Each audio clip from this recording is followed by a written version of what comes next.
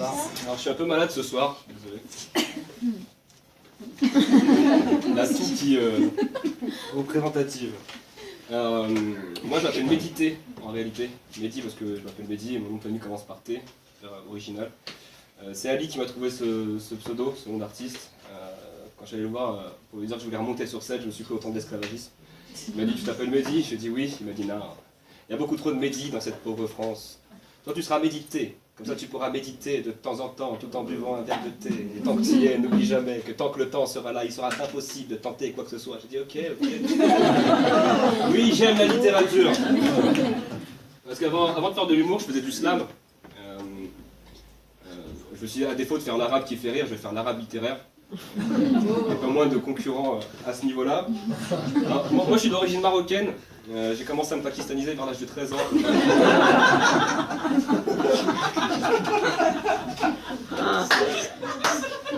Ça a été très dur. Je pourrais faire un spectacle entier sur comment vivre en France avec une tête de Pakistanais. Mais j'ai pas le temps, vraiment. Tout ce que je pourrais dire, c'est que c'est hyper frustrant de constater que dans n'importe quelle ville de France, il y a toujours le vendeur de roses qui te fait signe de la tête comme ça, comme s'il te connaissait. Tu marches avec ta pote, donc ouais, je te disais et tout. Salut, pas qui. C'était qui? Un cousin peut-être. En fait, mes parents sont cousins, mais je crois qu'ils sont trop cousins. Ah, c'est vrai, chaque année, j'essaie de leur demander une explication rationnelle, je leur demande, mais vous êtes qui en fait?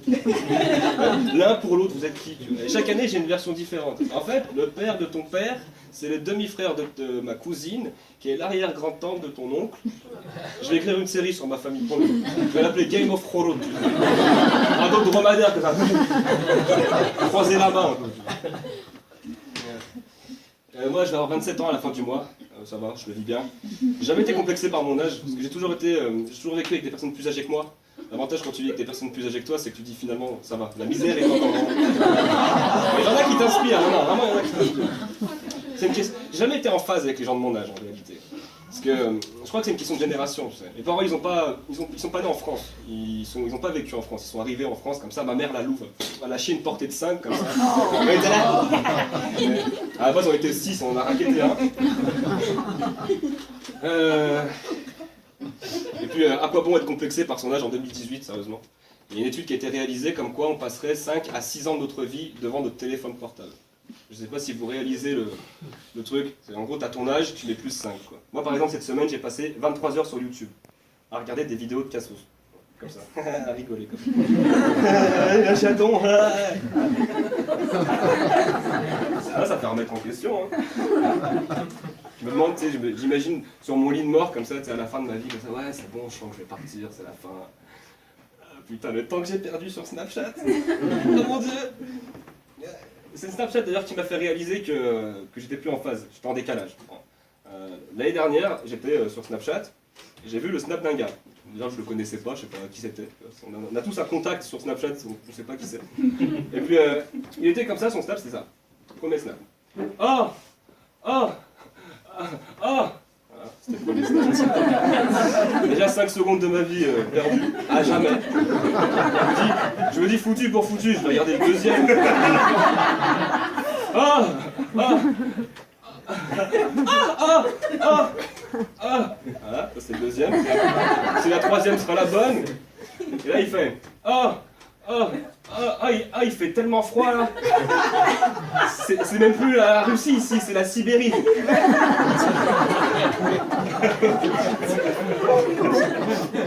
Je me dis en tant que citoyen français. Il est de mon devoir de corriger une personne lorsqu'elle se trompe. Moi j'aime bien qu'on me corrige quand je me trompe, quand je fais des fautes de français, quand je fais des fautes d'orthographe, quand je manque un peu de tact en société, tu vois. C'est comme quand tu parles avec une personne et qu'elle a une crotte de nez accrochée, tu sais. Il y en a qui disent pas, hein, c'est vrai. Moi je suis le genre de mec à dire, tu vois. Je suis même le genre de mec à faire. Attends. C'était goûtu. Alors moi j'ai toujours été contre les communautés, très anti-communautaire, vraiment. Je veux dire, pour un Marocain dans un corps de Pakistanais, ça peut s'expliquer.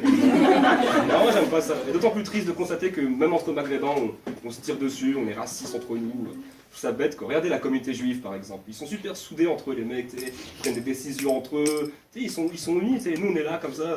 Tu rien, tu dis rien. On se crache dessus en mode Call of Duty, c'est quand même bien. Il y a une expression que ma mère me disait souvent en disant, tu sais, on est tous venus en France pour le bon pain français. Et je trouve ça très beau, honnêtement, c'est vrai. Et on est frères de Probes en fait, en réalité, on se rend pas compte. On est tous frères. J'aimerais juste rajouter un petit détail par rapport à la réputation que nous les Marocains on a, enfin, par rapport, certains Maghrébins ont une réputation des Marocains comme quoi on serait des férus de la sorcellerie. Tu vois. Alors, je tiens à expliquer, la sorcellerie est universelle. Okay. Quand tu vends ton âme au diable, le diable il n'est pas comme ça en mode...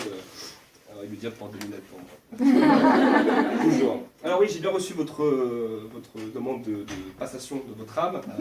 Ça m'a l'air pas mal, oui, on est bon. Alors, juste un petit détail, vous êtes marocain? Ah non? Ah, ça va poser problème. On prend que du 100%. Du 100%. Le diable, que tu sois marocain, tunisien, algérien, un pingouin du Groenland, il te prend. Non, la seule sorcellerie qui existe au Maroc, c'est le shit. Je ne sais pas si vous avez déjà eu l'occasion de tirer 2-3 là d'un bon tamien marocain. Là, oui, tu vois des genoux pendant 2 semaines. Vraiment, hein, tes rabats, tu les vois. Ça va, tu vas bien? Ouais, tranquille, et toi? Ouais, tu fais quoi? Pareil. Défoncé.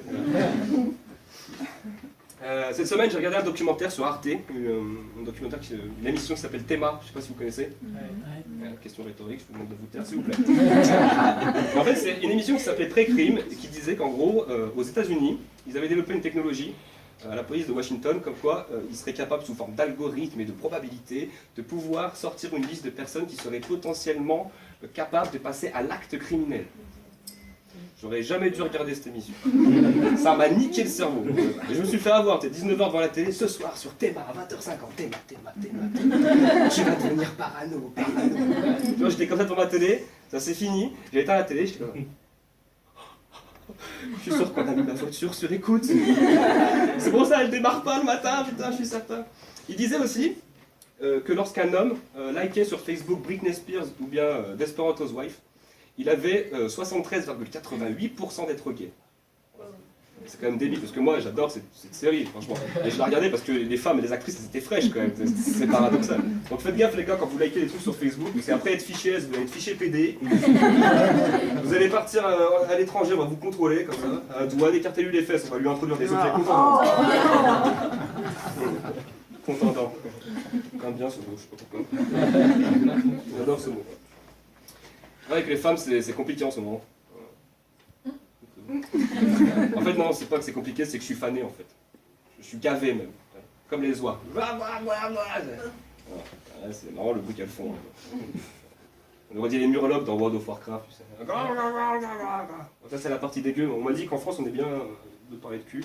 Donc je parle de cul. Je disais quoi? Oui. Il n'y a rien de mieux, en effet. Qu'est-ce que tu fous avec tes antidépresseurs qu'une bonne fellation pour combattre une dépression? C'est vrai ou pas? C'est dégueulasse, certes, c'est humain. C'est humain. C'est humain. C'est pour ça qu'en couple, moi, je suis vachement déprimé quand même. C'est une blague foireuse. Là c'est un blanc, là. On va essayer de rebondir sur ces pannes. Vous êtes prêts? Voilà, c'est bon, c'est fini. Non, faut dire que j'ai raté des coches, faut dire la vérité. J'ai rencontré des femmes formidables, mais c'est moi qui ai tout niqué. J'ai rencontré une femme, un jour, elle était parfaite pour moi. Moitié marocaine, moitié française, intelligente, belle, timbre, mat, yeux verts, cheveux longs, ondulés, infirmière libérale, 3500 € par mois, tu vois, tranquille. On s'était rencontrés dans l'avion, en apesanteur, les étoiles étaient alignées, tu vois. Elle faisait même du violon pour dire la perle rare, tu vois. Mais un jour, parce qu'il y a toujours un mais un jour, on était en train de bouffer comme ça, et d'un coup, entre deux sushis, je fais « Oh, tu manges pas ça? Non? Tu vas m'épouser ?» J'ai fait les pires demandes en mariage de toute ma vie. Et là, elle me dit oui, bien sûr. Bien sûr, on est hyper compatibles, aucun problème. Et là, je lui ai dit non. Elle m'a dit mais pourquoi? Je lui ai dit mais t'as même pas hésité une seconde. Tu te rends compte, je suis quoi pour toi? Un objet, un trophée, c'est ça? Je vous explique, les filles et aussi les mecs, en tant que comédien, c'est très compliqué d'être en couple. Parce qu'il faut savoir qu'on a plusieurs personnalités dans la tête. C'est normal. Il y a tous les personnages, tu vois, ils sont là. L'enfant de 8 ans, il y a tout, tu vois. Et c'est très compliqué parce que lorsque ta meuf te dit ouais, j'ai pas trop apprécié hier ce que t'as dit et que la seule chose que tu lui trouves à répondre c'est c'était pas moi, c'était Georges, c'est sûr qu'elle comprendra pas. Ça a été super, merci beaucoup, c'était médité.